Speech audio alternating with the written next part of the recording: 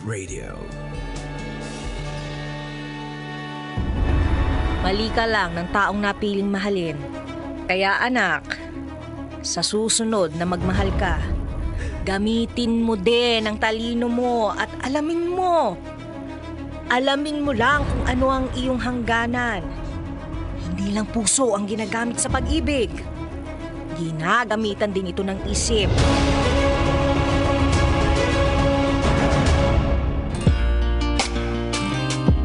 Uragong broski, konyo, Bicolano. Uragong ina, Nicole Yala. Ito na naman ang tanong, kung dapat ba munang mag-live-in bago magpakasal? Yan, oo. Anong opinion mo dyan? Ako, honestly speaking, although ngayon talaga kung tatanungin ako about sa kasal-kasal, di ko pa nakikita yung sarili ko na nasa altar. Pero ako naniniwala ako sa kapangyarihan ng kasal. Ako din. Oo. Okay sa akin na. Hindi ko sinasabi na parang hindi kayo magtatagal kung kayo live-in. Okay naman talaga wala yun. namang ganun. The point is, maybe it's because of our background, Right, kinalakihan, at paniniwala. Kaya we believe na iba pa rin kapag may sanctity or merong approval at merong blessing. Kasi may pagpapakasal na naganap. Whatever you believe in, whether it's in a church or civil. Iba pa rin di ba? Iba yung may merong label. Yan. Oo. Tapos sa harap ng mga tao na kilala ninyo, close sa inyo na legit talaga sinasabi, mag-asawa yan.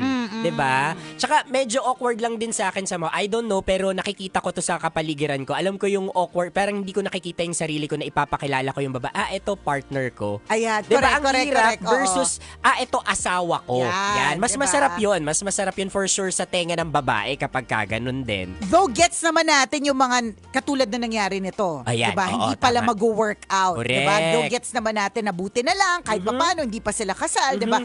Gets naman natin yun. Ang point lang siguro din natin, broski, is that parang katulad ng point ng nanay dito sa ating Dear Love, no?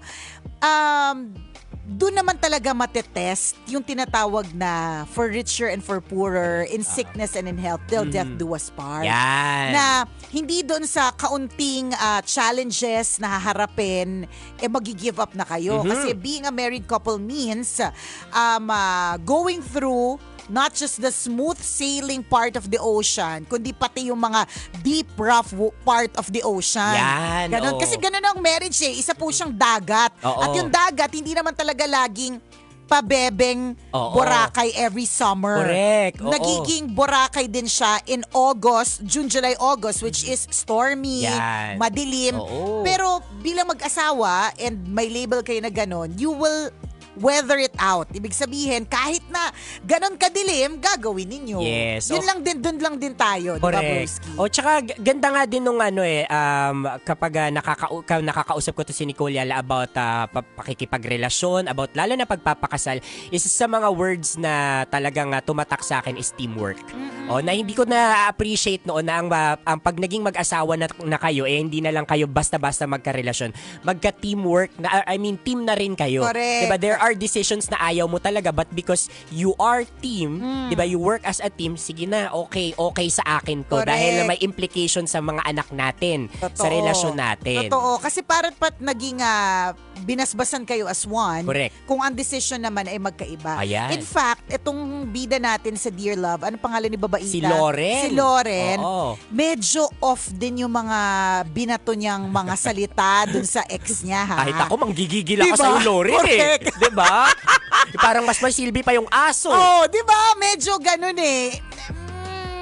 sa tingin ko, hindi dapat ganun While gets natin na minsan gusto na nating sakalin yung mga partners talaga natin. Mahirap din naman na tayo mismo yung magda-down sa kanila ng sobre. Yes. As I said, and sabi nga ni Broski na pick up nyo yung term na teamwork. That means, di ba parang sa isang team, sa isang office, hindi naman po lahat yan, sa isang classroom. Yan, Hindi naman po lahat yan summa cum laude. Mga performer. Correct, hindi lahat performer. Correct. May iba din talaga dyan. Ang role talaga nila for that particular season is background, production, tagagawa ng wallpaper. Oo, tagaluto ng pansit Correct kanto pa ninyo. doon, May diba? mga ganun lang. Utusan bumili ng yelo, di ba? Kawawa naman yung utusan ng bumili ng yelo. Siguro kasi that time, yun lang yung afford niyang maibigay eh. And it doesn't mean na wala siyang abag. Huwag mong idikdik sa kanya yan. Tagabili ka lang naman ng yelo eh. Oo, subukan mo kaya mag-soft drinks sa walang yelo. Di ba? Ewan ko na lang kung hindi ka basok-asok ka dyan. Ewan ko lang kung masarapan pa kayo. Di ba? Tsaka kahit anong talino mo, subukan mo kayong wag kumain. Di ba? Di kaya... importante din yung tagaluto ng pansit canton. Totoo yan. So, hindi natin ididikdik sa kanila, especially when they are in their lowest. Yan. Kasi hindi naman nila ginusto yun. Oo, I love that. Tsaka ang love language nga natin, di ba, iba-iba. Ganon din kung paano natin ibigay ang definition natin ng pagmamahal. For now, siguro, para sa'yo, maliit yung naibibigay niya. Pero para sa kanya, ito yung meaning ng pagmamahal sa kanya. Correct. And once we open up our eyes, our mind, and lalong-lalo na yung puso natin, doon natin mas ma-appreciate yung partner natin. True, lalo at walang halong eklo. Nako, kaya ikaw kabisyo, pag-isipan mo. Totoo! Yun ang bottom line dito. Totoo. Bago ka pumasok, pag-isipan mo yan. Talaga. Nako, nakasama niyo po kami, Konyo Bicolano. At Nicole Ala, kailangan pa bang i-memorize yan? Basic!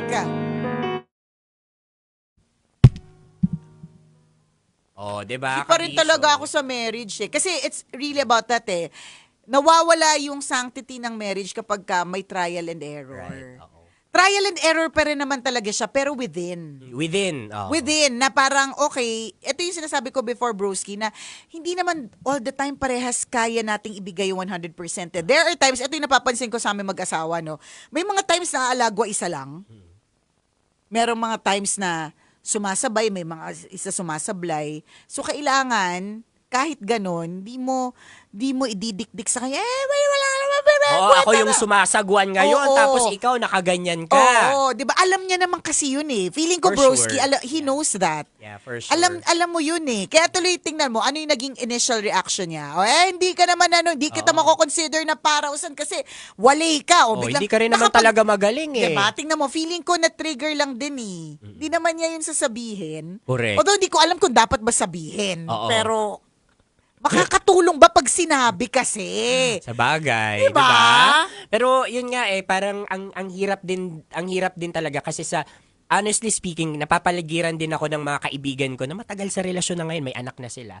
Pero live-in. Oo, but honestly speaking also, sa pagkakaroon nila ng anak, doon nila nakikita na komplikadong relasyon. Because, for example, may isa akong kaibigan dito na gusto nilang ipasok yung anak nila sa isang Catholic school. I don't know kung lahat ganito, pero some. Pero yun lang kasi yung malapit na school para sa kanila at yun yung gusto nila. Pero hindi makakapasok yung anak nila because basic requirement cert ng mag-asawa. May ganon, may ganyan. Tsaka sa mga travel. Ayan. Yeah, yung mga ganon, malaking problema kapag wala. Basta may ganon. Ang dami ko rin kaibigan na ganyan yung mga issues nila na hindi makatravel kasi walang marriage certificate, mga ganong eklavu. Business, sa mga business nyo rin. Yes, yan. ganon. Ako, kaya pag-isipan nyo talaga yun. Tsaka nakita ko sa Dear Love natin ngayon talaga na highlight dito yung excitement, thrill, kapag papasok ka sa ganong klaseng relationship. Kasi ako, kung ilalagay ko yung paa ko doon kay Lore, nakaka-excite kasi first time, yes, magiging mag-asawa na kami, correct, boom na kami. Anli Bems. Oo, diba? mapa sa kusina or what, nakaka-excite talaga. But ito yung nagiging output kapag pumapasok tayo sa isang desisyon na we're just excited at hindi pinag-iisipan. Ito po yung output kapag ang decision natin is based on high emotions. Yan. So kapag kaya ganyan pag masaya talaga tayo, huwag ka magde-decide niyan. Yeah. Kasi wala ka sa proper mindset. In the same way na kapag galit na galit ka din, ihinga mo muna ng malalim kasi makakapagsalita ka din ng hindi maganda. Katulad nung nag-aaway sila. Ayan, 'di ba? So makakatulong yung sasabihin ko sana magyosi ka muna sa labas. Hindi pa makakatulong. Bad pala magyosi. Bad. Erase. Joke. Yung lalabas ka muna, hihinga, magda-drive around. Yan, kalmahin mo muna yung sarili mo. Kasi talaga, kapag kagalit ka, mali din yung mga decisions na gagawin mo. Pero ulitin ko maski happy ka, katulad yan. Yan, They're oo. so happy. Excited sila dun sa Bembang all the way, di ba? Hindi, talaga nakaka-excite naman siya Totoo. talaga initially. Parang together na tayo. Hindi, Correct. pagising ko, ikaw na kagad makikita. Pag tulog ko, ikaw huli makikita, Oo, di ba? diba? Dati napapanood ko lang yung sa kusina. Oo, Ngayon magagawa ko correct, na. Diba? diba? Oo. Pero hindi siya talaga all about that Yeah. Yung storya ng totoong buhay, malalaman mo kapag ka magkasama na talaga kayo sa isang bahay. Pag nakita mong baboy siya sa katawan, Oo. magkakamot siya, tapos aamuyin, di ba? O kaya yung toothbrush na hindi pinapalitan. Yung mga Oo, ganun tapos nga. katabi pa ng toothbrush Correct. mo. Diba?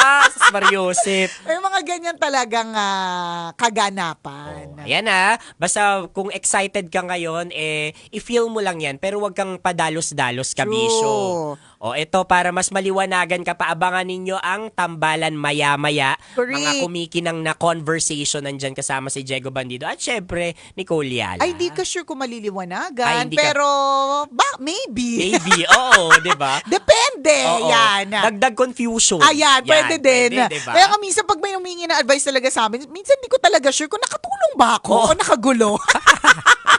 O siya, salamat mga kabisyo! Bukas po ulit. Maraming Tomorrow! salamat. Bye-bye! Bye-bye.